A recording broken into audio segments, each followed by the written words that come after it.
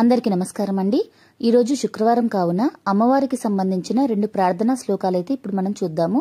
వందే లక్ష్మీం ప్రహసిత ముఖీం రాజ్య సింహాసనస్థాం ముద్రా శక్తిం సకల వినుతాం సర్వ సంసేవ్యమానాం అగ్నౌ పూజ్య అఖిల జననీం హేమవర్ణాం హిరణ్యాం భాగ్యోపేతాం భువన సుఖదాం భార్గవీం భూతదాత్రీం లక్ష్మీం క్షీర సముద్రరాజతనయాం శ్రీరంగధామేశ్వరీం దాసీభూత సమస్తదేవ వనితాం లోకైక దీపాంకురాం శ్రీమన్మంద కటాక్షలబ్ధ విభవత్ బ్రహ్మేంద్ర గంగాధరాం త్వాం త్రైలోక్య కుటుంబినీం సరసిజాం వందే ముకుంద ప్రియాం.